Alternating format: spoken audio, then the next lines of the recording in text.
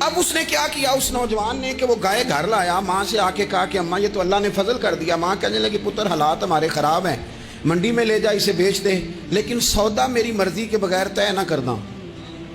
کس کی مرضی کے بغیر؟ کس کی؟ اماں کی مرضی۔ اور سنو یار، تھے کچھ لوگ جن کو لوگوں نے تانے بھی دیے کہ تم ماں کے پیچھے لگ گیا ہے، لوگوں نے بڑا کچھ کہا، پر جو ماں کی مرضی پہ لگیں ناکام نہیں ہوتے زندگی میں۔ یہ دیکھو ماں کی مرضی پہ لگا۔ اس کی قیمت کتنی تھی گائے کی؟ بڑی مہنگی تھی، پر 3 دینار کی تھی۔ منڈی میں لے گیا، 3 دینار اس کی قیمت لگ گئی۔ تو ماں نے کہا تھا میری مرضی کے بغیر سودا نہ کرنا۔ اب بچے تو نہیں نہ مانتے، اماں کو کیا پتا باہر بزنس کیا ہے، لین دین کیا ہے، پر ماں نے کہا تھا میری مرضی۔ بندہ دے رہا ہے اسے 3 دینار، اس نے کہا جی میں نے طے تب کرنا ہے، ڈن تب کرنا ہے، پہلے اماں سے پوچھنا ہے۔ گھر جا کے اماں سے پوچھا، اماں کہنے لگی دے دے۔ واپس آیا تو اس نے کہا کہ میں 6 دینار دیتا ہوں پر میری شرط ہے، ماں سے نہیں پوچھنا۔ اس نے کہا تو 12 بھی دے، ڈن تب بھی ہونا ہے جب اماں نے کہنا ہے۔ وہ جب اس طرح کی اس نے گفتگو کی، واپس اپنی والدہ کے پاس گئے، کہنے لگے اماں سمجھ نہیں آتی، 3 دینار کی گائیں بندہ 12 میں خریدنے کو تیار ہے، شرط لگاتا ہے کہ اماں سے نہیں پوچھنا۔ تو والدہ کہنے لگی پتر پہلے اس سے جا کے پوچھ کیا وہ ہے کون، یہ کوئی روحانی معاملہ ہے، کوئی غیبی مدد ہے، پوچھ۔ اس سے جا کے پوچھا تو وہ کہنے لگا میں تو فرشتہ ہوں اللہ کا، تو نے گائیں بیچنی نہیں، اس لیے کہ تیرا باپ بھی نیک ہے، تیری ماں بھی نیک ہے، رب تیرے رزق میں برکت پیدا فرمانا چاہتا ہے۔ ماں باپ نیک ہونا رزق میں برکت ہو جاتی ہے۔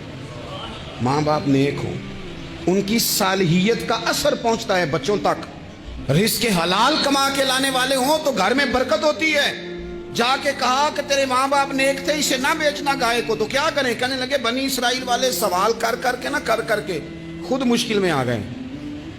اب وہ ایسی گائے جو جوان بھی ہو، یہاں تو ہر غریب آدمی اپنی گائیں یہاں لگا دیتا ہے، کھیتی باڑی میں یہاں لگا دیتا ہے، کنویں میں پانی نکالنے میں، تو یہاں تو ہر ایک کی گائیں، تو ایسی گائیں جس کا رنگ بھی اتنا پیارا ہو، زیادہ بوڑھی زیادہ بچی بھی نہ ہو، اور ابھی تک کھیت میں بھی نہ لگی ہو، وہ سوائے تیرے کہیں نہیں ہے۔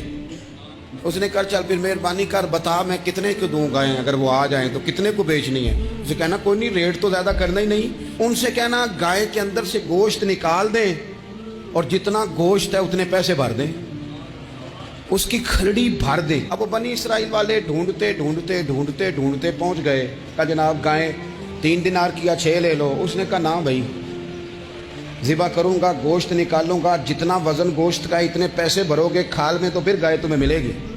اب مجبور تھے، کیا کرتے؟ ابن کثیر حدیث لائے ہیں، امام سیوطی نے در منصور میں بھی لکھی ہے، نبی پاک صلی اللہ علیہ وسلم نے فرمایا سنو جوانوں، اور اسے دل کی تختی پہ لکھو، نبی پاک علیہ السلام نے فرمایا اگر بنی اسرائیل والے زیادہ سوال نہ کرتے تو اتنی مشکل کا شکار نہ ہوتے۔